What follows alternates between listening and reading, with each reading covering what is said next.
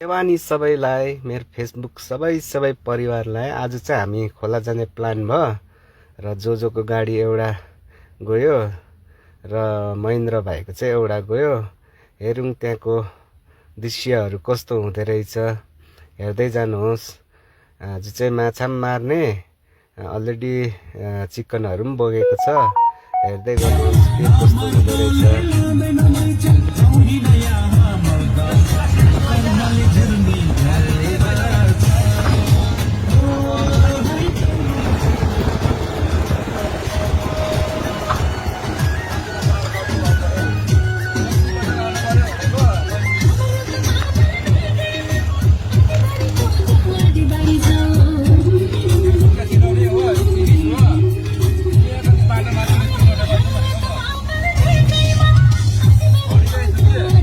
हाम्रो गाउँमा चाहिँ खोलासम्म नै गाडी पुग्छ र पनि यो रिपेयर गर्दै रहेछ, अझै ठुलो बनाउँदै रहेछ।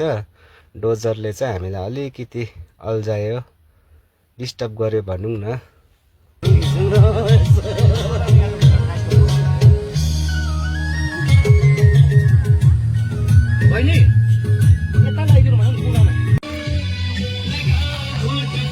हाम्रो गाउँको नयाँ पौरस हो, यहाँसम्म चाहिँ गाडी जान्छ, यहाँबाट चाहिँ अलिकति हिँडेर जानुपर्छ, खोला पुगिहाल्छ।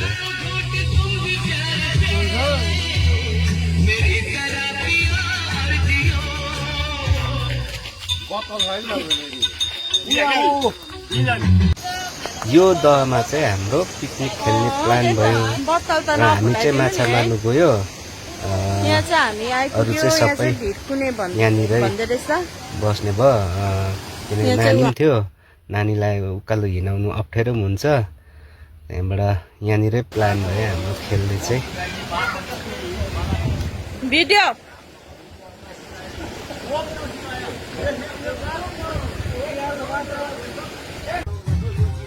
हामी चाहिँ अब पिकनिक खेलिसकेर पनि फर्केको, यहाँनिर चाहिँ गाडी राखेको थियो, सबैले नाचौँ नाचौँ भनेर चाहिँ हल्का इन्जोयहरू पनि गरियो डान्स गर्दै।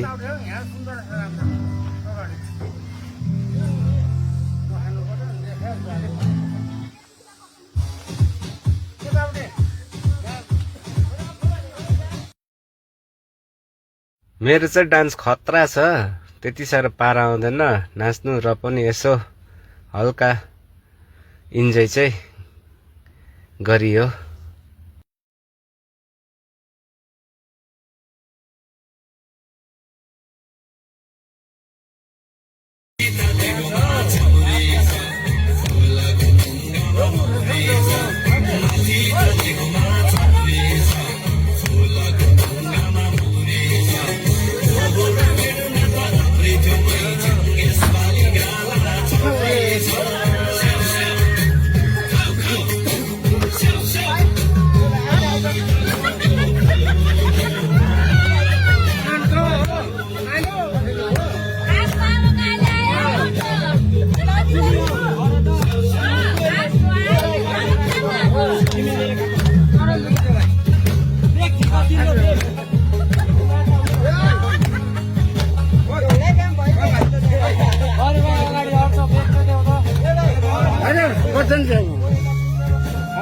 कहाँ छोडिहालेको नि त,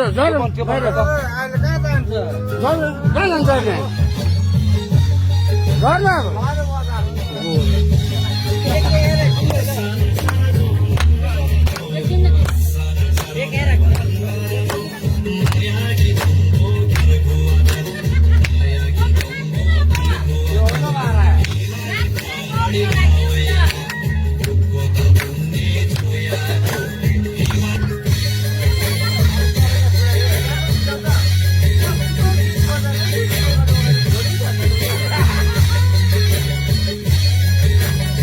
हामी घरतिर फर्किँदैछौँ।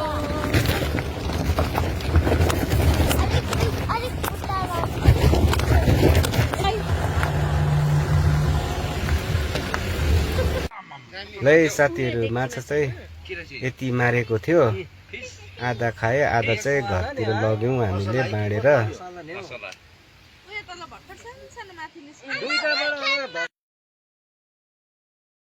यो चाहिँ हामीले फ्राईहरू गरेर आधा त्यहाँनिर पनि खायौँ खोलामा। धेरै नै मिठो भएको थियो खोलाको माछा चाहिँ। एकदमै टेस्ट नै अर्को हुन्छ खोलाको माछाको त।